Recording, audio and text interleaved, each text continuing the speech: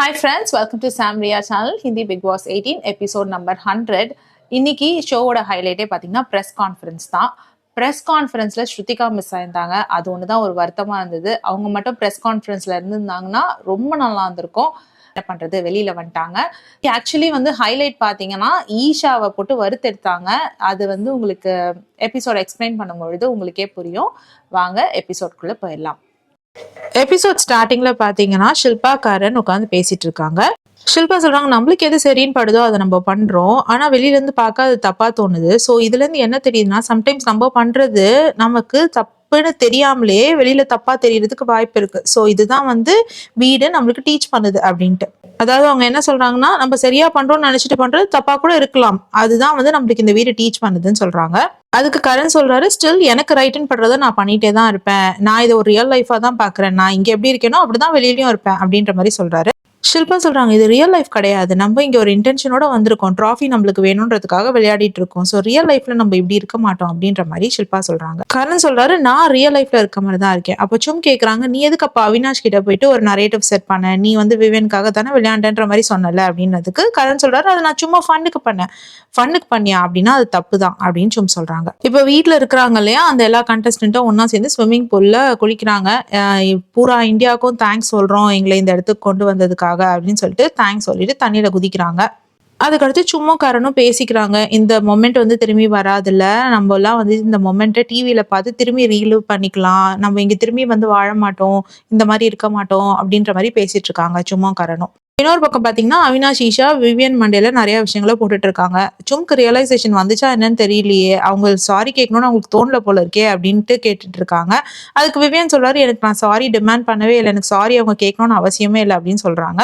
அவினாஷ் சொல்றாரு, சாரி கேட்க வேணாம், நீங்க நினைக்கிறது உங்களோட பெருந்தன்மை, ஆனா அவங்க சாரி கேட்கணும்ல அப்படின்னு சொல்லிட்டு இருக்காங்க. ஈஷா சொல்றாங்க, கரண்ட்க்கு வீக்கெண்ட் கவருக்கு அப்புறம் மூஞ்சே மாறி போச்சு, அவர் நினைச்சிட்டு இருந்தாரு தான் பண்ணது ரொம்ப பெரிய விஷயம், நம்மளை பாராட்ட போறாங்கன்னு, கடைசியில திட்டின உடனே அவர் அப்படியே மூஞ்சே வாடி போச்சு அப்படின்னு சொல்லிட்டு இருக்காங்க.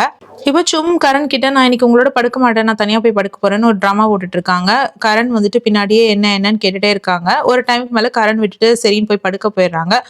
கொஞ்ச நேரம் கழிச்சு சும் திரும்பவும் கரண் கிட்ட நீங்க இப்படி பண்ணக்கூடாது, ஒரு விஷயம் உங்களுக்கு புரியலன்னா அது என்னன்னு கேட்கணும், எப்பவுமே ஒரு ரிலேஷன்ஷிப்ல ஒரு சைடாவே கெஞ்சிட்டே இருந்தா அந்த ரிலேஷன்ஷிப் நிலையா இருக்காது, நீங்களும் தெரிஞ்சுக்கணும் என்ன நடந்தது ஏது நடந்ததுன்னு சொல்லிட்டு ஈஸியா இப்படி கிவ் அப் பண்ணிட்டு விட்டுட்டு போக கூடாது அப்படின்னு சும் சொல்றாங்க.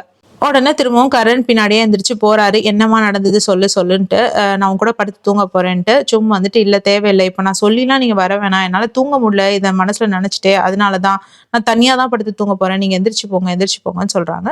சரின்னு சொல்லிட்டு காரனும் போயிட்டு அவர் தனியா பெட்ல படுத்து தூங்கிடுறாரு. சோ இவங்க ரெண்டு பேருக்குள்ள என்ன கதை ஓடிட்டு இருக்குன்னு நம்மளுக்கு தெரியல. எதுக்காக சும் கரண் மேல கோவமா இருக்காங்க, கரண் எதுக்கு போய் சாரி கேட்கிறாரு, கரனுக்கே தெரியல எதுக்கு சும் கோவமா இருக்காங்கன்னு சொல்லிட்டு. சோ அப்படிதான் அவர் கேட்டுட்டு இருக்காரு, என்ன நான் பண்ணேன்னு சொல்லு அப்படின்னு சொல்லிட்டு.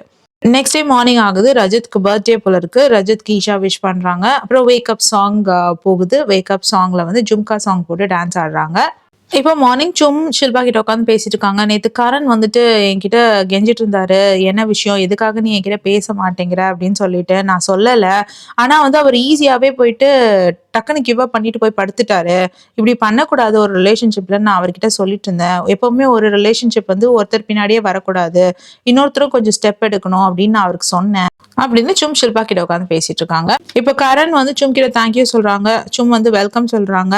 எதுக்கு இவர் தேங்க்யூ சொல்றாரு, எதுக்கு அவங்க வெல்கம் சொல்றாங்க, நமக்கு ஒண்ணும் சத்தியமா புரியல. சோ இப்ப கரண் சொல்றாரு, ஏதாவது பிரச்சனைனா வாய் திறந்து சொல்லணும் அப்படின்ட்டு. சும் சொல்றாங்க, நீ உட்கார்ந்து கேட்கணும், கொஞ்சமாவது அடுத்தவங்க பேசுறதை கேட்கறதுக்கான அந்த ஹேபிட்டை இன்க்ரீஸ் பண்ணிக்கோங்க அப்படின்ற மாதிரி கரண் கிட்ட சும் சொல்லிட்டு இருக்காங்க. ஸோ அதுக்குள்ள நேரா ஈவினிங் போயிடுறாங்க. ஈவினிங் பாத்தீங்கன்னா ப்ரெஸ் கான்ஃபரன்ஸ் நடக்குது. அதாவது ப்ரெஸ் ஆளுங்கெல்லாம் வீட்டுக்குள்ள வராங்க. ஸோ நிறைய யூடியூப் சேனல்ஸ்ல இருந்து நிறைய பேர் உள்ள இருக்க பிக் பாஸ் கண்டஸ்டன்ட் இன்டர்வியூ எடுக்கிறாங்க. உட்காரும் பொழுதே ஈஷா பி கைண்ட் அப்படின்னு சொல்லிட்டு உட்காடுறாங்க. அவங்க கிட்ட கைண்டா குவெஸ்டின்ஸ் கேட்கணும் அப்படின்ற மாதிரி ப்ரெஸ் ஆளுங்களை பார்த்து கேட்கறாங்க. பிக் பாஸ் மீடியா வெல்கம் பண்ணிட்டு சொல்றாங்க, இந்த தடவை நீங்க யாருமே டிக்கெட் டு ஃபினாலே வின் பண்ணாததுனால உள்ள இருக்கிற அத்தனை பேருமே நாமினேட்டட் அப்படின்னு சொல்றாரு. அது மட்டும் இல்லாம, நான் கேட்கிற நிறைய கேள்விகளுக்கு இது வரைக்கும் வாயை மூடிட்டு இருந்திருக்கீங்க, ஆனா இங்க அப்படி இருக்க முடியாது, உங்களை பிரஸ் ஆளுங்கெல்லாம் பேசாம இருக்க விட மாட்டாங்க, நீங்க பதில் சொல்லிதான் ஆகணும், இப்ப என்ன பண்ணுவீங்க அப்படின்ற மாதிரி பிக் பாஸ் சொல்றாங்க. பிரஸ் ஆளுங்கெல்லாம் குவெஸ்டின்ஸ் கேட்க ஆரம்பிச்சிடுறாங்க. ப்ரெஸ்ல இருந்து வந்தவங்க ஃபர்ஸ்ட் கண்டஸ்டன்ஸ்க்குலாம் கங்க்ராச்சுலேஷன் சொன்னாங்க. சில பேர் வந்து சொந்த முயற்சியில வந்திருக்கீங்க, சில பேர் பலரோட சப்போர்ட்னால வந்திருக்கீங்க அப்படின்ற மாதிரி இருந்தாலும் கங்க்ராச்சுலேஷன்ஸ் அப்படின்னு வெறுப்பேத்துற மாதிரி சொல்லிட்டு ஃபர்ஸ்ட் கொஸ்டின் விவியனுக்கு தான் அப்படின்னு சொல்லிட்டு ஃபர்ஸ்ட் கொஸ்டின் விவியன் கிட்ட கேக்குறாங்க. உங்களை பிக் பாஸ்ல இன்ட்ரடியூஸ் பண்ணும் போதே நீங்க கலர்ஸோட பெட்டுன்னு சொல்லி இன்ட்ரடியூஸ் பண்ணாங்க, அப்புறம் நீங்க ஒரு பிக் ஸ்டார்னு சொல்லி இன்ட்ரடியூஸ் பண்ணாங்க. ஸோ இவ்வளோ ஃபேத் வச்சு உங்களை இறக்கியிருக்காங்க, நீங்க கொஞ்சமாவது ஜஸ்டிஸ் பண்ணிருக்கீங்களா? இந்த சும்மோட நடந்த இந்த ஃபினாலே டாஸ்க்ல கூட பாத்தீங்கன்னா ரொம்ப நல்லா விளையாண்டீங்க. அப்போ நாங்களாம் நினைச்சோம் சரி விவியன் பேக் டு ஆக்ஷன் வந்துட்டாருன்ட்டு. ஆனா பாத்தீங்கன்னா டாஸ்க் விட்டு கொடுத்துட்டு ஃபினாலே டிக்கெட்டையும் நீங்க விட்டு கொடுத்தீங்க சும்காக. அப்ப கூட பரவாயில்ல, இவர் நல்ல மனசுக்காரரு அப்படின்னு நாங்க ஏத்துக்கிட்டோம். இல்ல உங்க ஸ்ட்ராட்டஜியா கூட இருக்கலாம்னு நினைச்சோம். ஸோ இதெல்லாம் பண்ணி உங்களால ட்ராஃபியை ரீச் பண்ண முடியும்னு நீங்க நினைக்கிறீங்களா அப்படின்னு கேட்கிறாரு ரிப்போர்ட்டர். அதுக்கு விவியன் இது எக்ஸ்பெக்டேஷன் வெர்சஸ் ரியாலிட்டின்னு தான் சொல்லணும். நீங்க வந்து எக்ஸ்பெக்ட் பண்றீங்க ஒரு விஷயம், ஆனா ரியாலிட்டியில நான் இங்க வாழ்ந்துட்டு இருக்கேன். ஸோ நான் எனக்கு என்ன தோணுதோ அந்த டிசிஷனை நான் அந்த நேரத்துல எடுக்கிறேன். சும்மோட நடந்த அந்த டாஸ்க்ல பாத்தீங்கன்னா ரொம்ப அக்ரெசிவா போயிட்டேனோ, சும்க்கு வந்து கை உடஞ்சிடுச்சோன்ற பயத்துல தான் நான் என்னோட டைம் காட் பதவியை விட்டு கொடுத்தேன். ஒரு சிச்சுவேஷன் தான் என்ன வேற மாதிரி யோசிக்க வைக்குதுன்னு சொல்றாரு. எக்ஸ்பெக்டேஷன் வெர்சஸ் ரியாலிட்டின்னு சொல்றீங்க, அப்போ ரியலான விவியன் வந்து எது அப்படின்ற மாதிரி ரிப்போர்ட்டர் கேட்கிறாரு. அதுக்கு விவியன் சொல்றாரு, என்னோட ஃபேன்ஸ்க்கு என்னை பத்தி நல்லா தெரியும், அவங்க ரொம்ப நாளா என்ன பார்த்துட்டு இருக்காங்க, அவங்க என்ன நல்லா அண்டர்ஸ்டாண்ட் பண்ணிப்பாங்கன்னு எனக்கு தெரியும். ஸோ அந்த நம்பிக்கையில தான் நான் இருக்கேன்னு சொல்லிட்டு விவியன் சொல்றாரு. உடனே அந்த ரிப்போர்ட்டர் நெக்ஸ்ட் கொஸ்டின் நான் சும்க்கு கேட்க போறேன்னு போயிடுறாரு.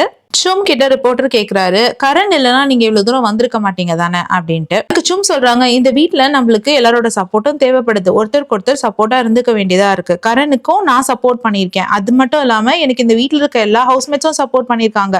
என்னோட ஜேர்னில பாத்தீங்கன்னா ஷில்பா, ஸ்ருதிகா இவங்க எல்லாருமே எனக்கு சப்போர்ட் பண்ணியிருக்காங்க, மற்ற ஹவுஸ்மேட்ஸும் எனக்கு சப்போர்ட் பண்ணியிருக்காங்க. ஸோ அந்த சப்போர்ட் கண்டிப்பா தேவைப்படுது அப்படின்னு சொல்லவும் ரிப்போர்ட்டர் இன்னொரு கொஸ்டின் கேட்கிறாரு, அவினாஷ் வந்து விவியனை நாமினேட் பண்ணாங்கல்ல, அந்த மாதிரி நீங்க ஏன் கரணை நாமினேட் பண்ணல அப்படி கேட்கவும் சும் சொல்றாங்க, நான் கரணை எப்பவுமே நாமினேட் பண்ண மாட்டேன், கரணை மட்டும் இல்ல என்னோட ஃப்ரெண்ட்ஸை நான் நாமினேட்டே பண்ண மாட்டேன்.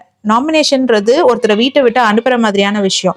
இன்கேஸ் நான் அந்த டைம்ல சண்டையில இருந்தா கூட நான் என்னோட ஃப்ரெண்டை நாமினேட் பண்ண மாட்டேன், என் ஃப்ரெண்டை நான் வீட்டை விட்டு வெளியே அனுப்பணும்னு நினைக்க மாட்டேன் அப்படின்னு சொல்லவும் கரண் ஷில்பாவை அப்படியே முறைச்சி பாக்குறாரு. பாத்தீங்களா எப்படி சொல்றான்ட்டு, ஃப்ரெண்ட்ஸை யாரும் நாமினேட் பண்ண மாட்டாங்க அப்படின்ற மாதிரி பாக்குறாரு.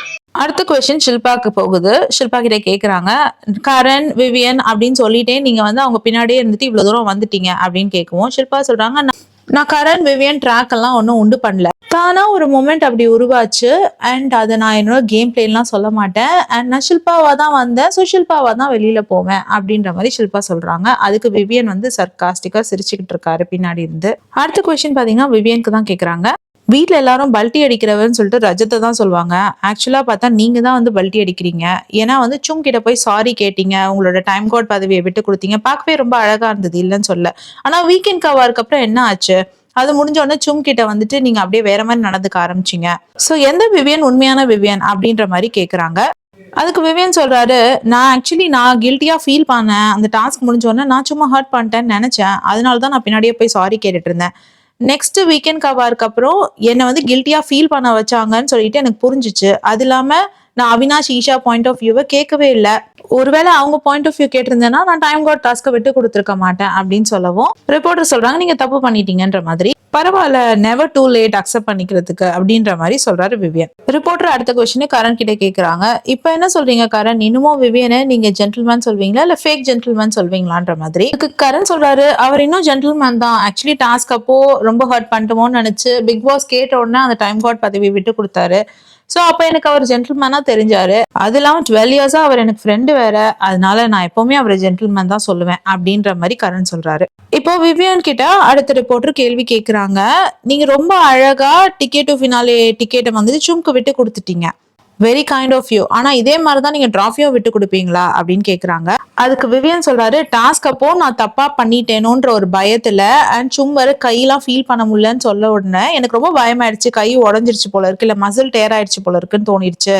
ஸோ என் சைட்ல இருந்து மன்னிப்பு கேட்கும் விதமா தான் நான் வந்து என்னோட டைம் கார்டு பதவியை விட்டு கொடுத்தது. ஆனா டிராஃபில என் பேர் எழுதியிருந்தா அது எனக்கு தான் கண்டிப்பா வரும் அப்படின்ற மாதிரி விவியன் கூலா சொல்றாரு. இப்ப அதே ரிப்போர்ட்டர் சும் கிட்ட கேக்குறாங்க, நீங்க ஏன் வந்து டைம் கார்டு பதவியையோ இல்ல டிக்கெட் ஃபினாலே டிக்கெட்டையோ எடுத்துக்கல, உங்களுக்காக கரண் ஓடி கொடுத்தாரு அண்ட் விவியன் விட்டு கொடுத்தாரு, நீங்க ஏன் எடுத்துக்கல அப்படின்ற மாதிரி கேட்குவோம். சும் சொல்றாங்க, நான் அதை எடுத்திருந்தா ரொம்ப செல்ஃபிஷா இருந்திருக்கும், அது இல்லாம கரண் எனக்காக ஓடி முட்டையில நேம் எழுதி கொடுத்தாரு, அதுக்காக நான் ரொம்ப தேங்க் பண்றேன் கரனுக்கு.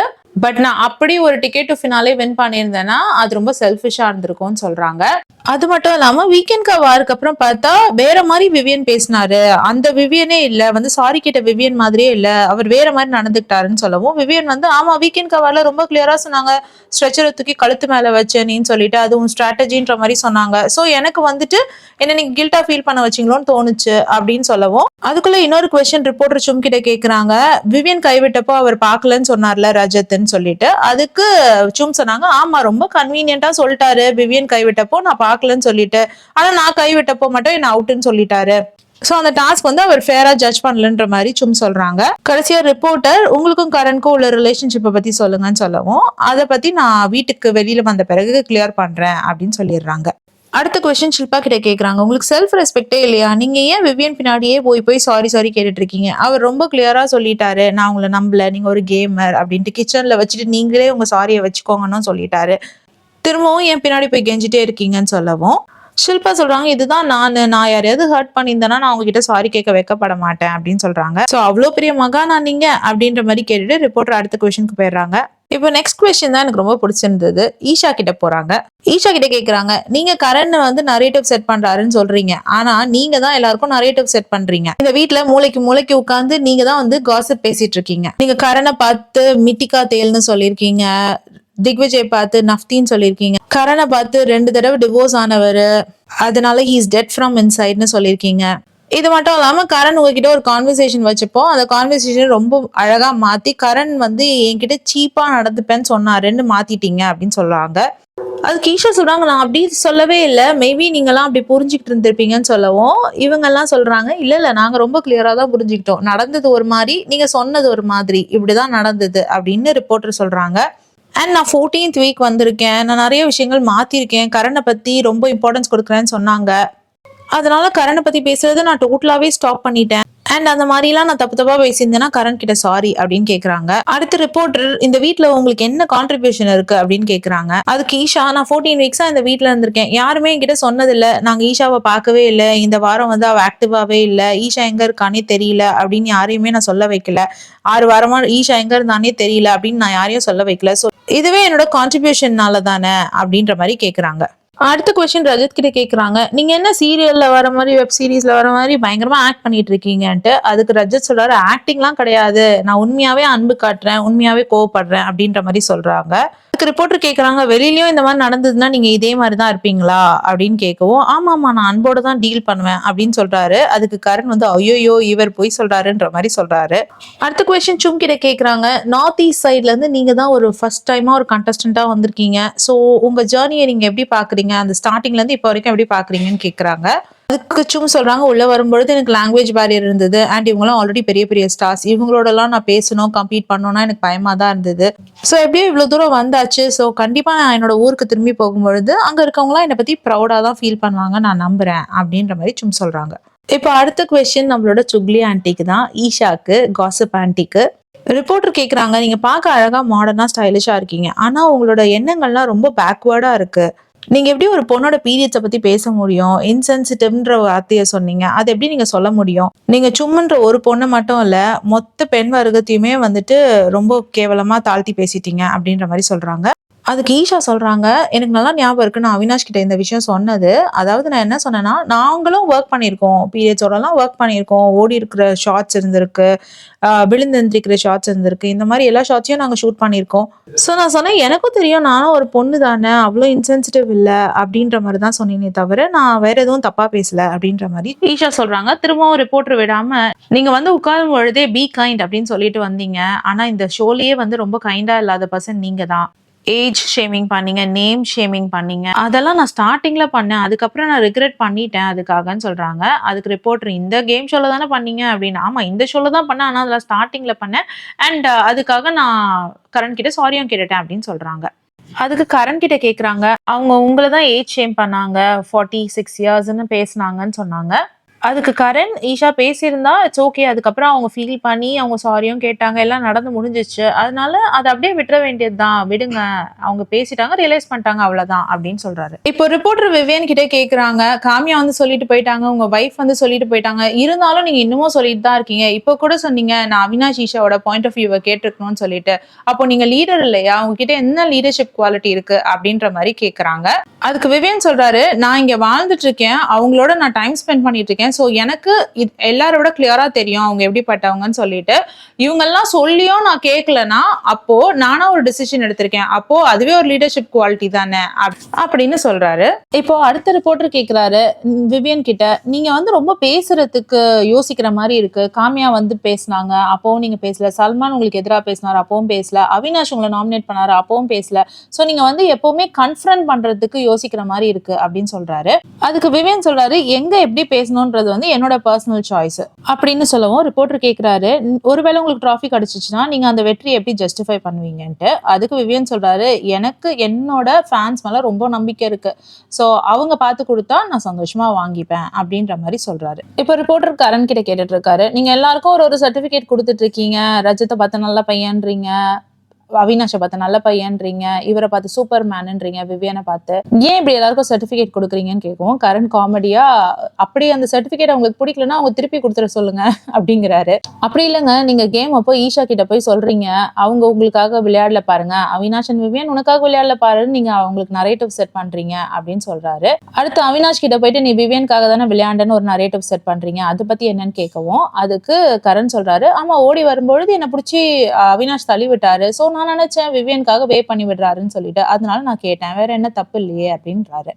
இப்போ அடுத்த கொஸ்டின் ரஜத்துக்கு போகுது, நீங்க கேர்ள்ஸ்க்காக ரொம்ப எல்லாம் பண்ணுவேன்னு சொல்றீங்க, ஆனா ஈஷா சாராவை தவிர வேற யாருக்காகவும் நின்ன மாதிரி தெரியல அப்படின்னு சொல்லவும், முக்கியமா ஷில்பாக்கு கிட்ட ரொம்ப மோசமா பேசினவங்களே நீங்க தான் அப்படின்னு சொல்லவும், அதுக்கு ரஜத் ஷில்பா அப்படி பேச வச்சாங்கன்னு சொல்லவும் ரஜத்தை பார்த்து அவங்க சொல்றாங்க, அப்படின்னா நீங்க வந்துட்டு எந்த பொண்ணுங்களுக்காகவும் நிக்கலன்னு சொல்லுங்க, உங்களுக்கு பிடிச்ச பொண்ணுங்களுக்காக மட்டும் தான் நிக்கிறீங்கன்னு சொல்லிட்டு விவியன் கிட்ட போயிட்டாங்க. இன்னொரு ரிப்போர்ட்டர் விவியன் கிட்ட கேட்குறாங்க, நீங்க வந்து இந்த ஷோக்கு ஜஸ்டிஸ் தர மாட்டீங்க அப்படின்ற மாதிரி என்னோட இன்டர்வியூல சொல்லியிருந்தீங்க அப்படின்ட்டு. அதுக்கு விவியன், நான் நெவர் சே நெவர் கூட தான் சொல்லியிருந்தேன் அப்படின்றாரு. இல்ல, என் இன்டர்வியூல நீங்க அப்படி சொல்லல, சரி கரணோட நீங்க நல்ல ஃப்ரெண்டா தானே இருந்தீங்க, கரணோட வெளியிலேயே ஃப்ரெண்ட் தான், நீங்க 2 பேரும் சேர்ந்துருந்தீங்கன்னா ரொம்ப பவர்ஃபுல்லா இருந்திருக்குமேன்னு கேட்குறாங்க. அதுக்கு விவியன் சொல்றாரு, வந்த புதுசுல நானும் அப்படிதான் நினைச்சேன், கரண் கிட்ட போய் பேசினேன், அப்புறம் அவருக்கும் எனக்கும் நிறைய டிஃபரன்ஸ் ஆஃப் ஒப்பீனியன், அதுக்கப்புறம் எனக்கு தோணுச்சு இதுதான் அவரோட கேம் பிளேன்னு சொல்லிட்டு, ஸோ அப்படியே நான் கொஞ்சம் விலகி வந்துட்டேன் கரணை விட்டு அப்படின்னு சொல்றாரு. அடுத்த கொஸ்டின் ரிப்போர்ட்டர் ரஜத் கிட்ட கேக்குறாங்க, நீங்க டாஸ்க் டைம்லலாம் ரொம்ப அக்ரெசிவா இருக்கீங்க, உங்களோட தாடி முடியை ட்ரிம் பண்ண போது கூட நீங்க ரொம்ப கோவமா சொல்லிட்டு இருந்தீங்க கரணோட முடியை எடுக்க போறேன்னு சொல்லிட்டு, நிஜமாவே எடுத்திருப்பீங்களான்னு கேக்குறாங்க. அதுக்கு ரஜத் சொல்றாரு, என் கூட வந்து சாத்தை அனுப்பிட்டாங்க, கஷிஷை மட்டும் அனுப்பியிருந்தாங்கன்னா இன்னொரு கரண் மொட்டையா உட்காந்துருப்பாரு அப்படின்ற மாதிரி சொல்றாரு. இப்போ நெக்ஸ்ட் நான் அவினாஷ் கிட்ட கொஸ்டின் கேட்க போறேன்னு சொன்னோன்னா அவினாஷ் ரொம்ப சந்தோஷமா இருந்துச்சு நிற்கிறாரு, நான் ரொம்ப நேரமா வெயிட் பண்ணிட்டு இருக்கேன்னு சொல்லிட்டு. ஸோ அவினாஷ்க்கு என்ன கேள்வி கேட்குறாங்கன்னா, நீங்க கரண் கிட்ட அந்த ஹார்ஸ் மேல உட்காந்து பேசும்பொழுது நீங்க வந்துட்டு வேற மாதிரி பேசுறீங்க, நல்லா ஃப்ரெண்ட்லியா நல்லபடியா பேசுறீங்க, அதுக்கப்புறம் விவியன் கிட்ட போய் சொல்லும் பொழுது அங்க வந்து கரண் உங்களுக்கு வந்து ஒரு நரேட்டிவ் செட் பண்ண ட்ரை பண்றாரு, நான் உங்களுக்காக டிஃபெண்ட் பண்ணிட்டு இருந்தேன்ற மாதிரி சொல்றீங்க. ஸோ இதுவே வந்து ஒரு தப்பான நரேட்டிவ் கரணை பத்தி விவியன் கிட்ட சொல்ற மாதிரி தானே இருக்கு அப்படின்னு சொல்லி கேட்குறாங்க. அதுக்கு அவினாஷ் சொல்றாரு, எப்பவுமே நாங்க அந்த ஹாஸ்ல உட்காந்து பேசும்பொழுது எங்க 2 பேருக்குள்ள ஒரு வார் தான் நடக்கும், அந்த வார்ல எப்பவுமே அவர் வந்து ஷில்பாக்கு டிஃபெண்ட் பண்ணுவாரு, நான் விவியனுக்கு டிஃபெண்ட் பண்ணுவேன் அப்படின்னு சொல்லவும் ரிப்போர்ட்டர்ஸ்லாம் சொல்றாங்க, நீங்க வந்து விவியனுக்காக டிஃபெண்ட் பண்ணவே இல்லை அப்படின்னு சொல்றாங்க. அதுக்கு அவினாஷ் கேட்கிறாரு, ஆக்சுவலி நாங்க ஹாஸ்ல மேல என்ன உட்காந்து பேசிட்டு இருந்தோம், நான் வந்து எந்த டீமுக்காகவும் விளையாடல, டீம் விவியன் டீம் கரண்ட்காக விளையாடல, நான் எனக்காக விளையாடுறேன்னு சொன்னேன். அப்போ வந்து கரண் 13 பிக் பாஸ் 13 வந்து எக்ஸாம்பிளா காமிச்சாரு, நீ வந்து அந்த மாதிரி பண்ணிட்டு இருக்கன்னு சொல்லிட்டு, ஸோ அந்த விஷயத்துக்கு தான் நான் டிஃபெண்ட் பண்ணிட்டு இருந்தேன் அப்படின்ற மாதிரி அவினாஷ் சொல்றாரு.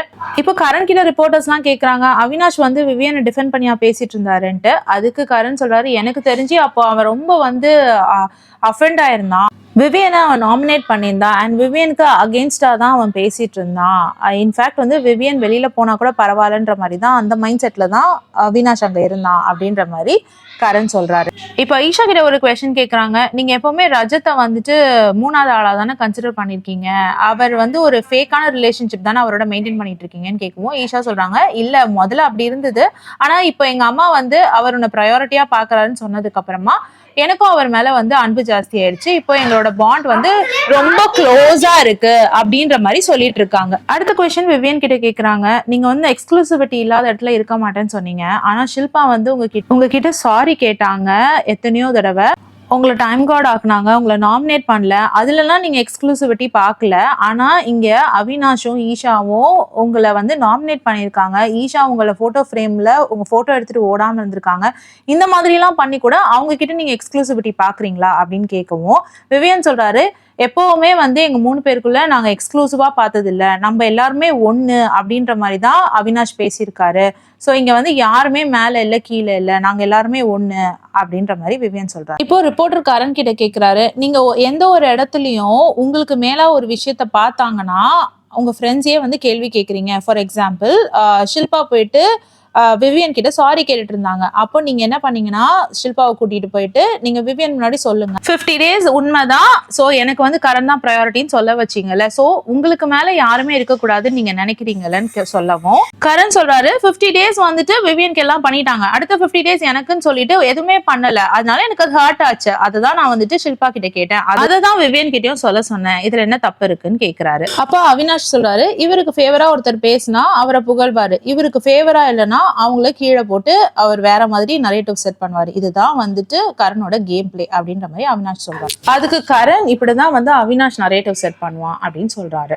அடுத்து அவினாஷ் கிட்ட ஒரு கேள்வி கேட்கறாங்க, இந்த டிராஃபிக்கு தகுதியே இல்லாத ஒரு ஆளோட நேம் சொல்லுங்கன்னு சொல்லவும் ஷில்பா அப்படின்னு சொல்றாரு அவரு. அதுக்கு ஷில்பா, இவ்வளவு நாள் நீ வந்து சும் கூட சண்டை போட்டுட்டு இருந்த, இப்ப டிராஃபிக்கு தகுதி இல்லாத ஆளுன்னு சொல்லும் பொழுது என் பேரை சொல்ற அப்படின்னு கேக்குறாங்க. அதுக்கு அவினாஷ் சொல்றாரு, ஒரு நேம் தான் கேக்குறாங்க, அதனாலதான் உங்க பேரை சொல்றேன் அப்படின்ற மாதிரி சொல்றாரு. நெக்ஸ்ட் குவெஸ்சன் ரஜத்துக்கு கேக்குறாங்க, உங்க அம்மா சொன்னாங்க நீங்க வந்து நெக்ஸ்ட் பிரைம் மினிஸ்டர்னு சொல்லிட்டு, அது இல்லாம உங்களோட ஃப்ரெண்ட் சாகர் சொல்றாரு உள்ள இருக்கிற ரஜத் மாதிரியே இல்ல, ரஜத்தை யாரோ பிரெயின் வாஷ் பண்ணி ரொம்ப நல்லவர் மாதிரி நடிக்க வச்சிட்டு இருக்காங்க, ஆக்சுவலா ரஜத் வந்து எல்லாரையும் அடிச்சு போட்டு வெளில வந்துருவாரு 2 daysல, அதுதான் உண்மையான ரஜத்ன்னு சொல்றாங்க, இதுல எது கரெக்ட்னு சொல்லிட்டு கேக்குறாங்க. அதுக்கு ரஜத், நான் என்ன பண்றேன் ஏது பண்றேன் என்ன பண்ண போறேன்னு எனக்கே ஒழுங்கா தெரியாதப்போ சாகரால எப்படி சொல்ல முடியும் நான் இப்படிப்பட்ட ஆளுன்னு சொல்லிட்டு அப்படின்னு கேக்குறாரு. அண்ட் பிரைம் மினிஸ்டர்னு எங்க அம்மா சொன்னாங்களே, அது வந்து எனக்கு தெரியாது, எங்க அம்மா தெரியாம சொல்லியிருப்பாங்க அப்படின்ற மாதிரி சொல்றாரு. அது முற்றிலுமாக தவறு அப்படின்னு சொல்றாரு ரஜ். அண்ட் ஷில்பா கிட்ட கேக்குறாங்க, கரண் விவியன் அப்படின்னு போறது வந்து உங்களோட கேம் பிளானான்ட்டு. அதுக்கு கரண் சொல்றாரு, அவங்களுக்கே அவங்கள பத்தியே இன்னும் ஒழுங்கா தெரியல, இவங்க எப்படி இதெல்லாம் பண்ணுவாங்க, எனக்கு தெரிஞ்சு இவங்க கேம் பிளான் எல்லாம் பண்ணல, அவங்க ரொம்ப நல்ல மனசு படைச்சவங்க, அவ்வளவுதான் எனக்கு தெரியும் அப்படின்ற மாதிரி கரண் சொல்றாரு. ஸோ இதோட எபிசோட் முடியுது. இதுதான் எபிசோடோட எக்ஸ்பிளனேஷன். உங்களுக்கு இந்த எபிசோட் பிடிச்சிருந்தா please like, share and subscribe. வேற ஒரு வீடியோல திரும்பி மீட் பண்ணலாம். Until then, it's bye from Jemima. Take care.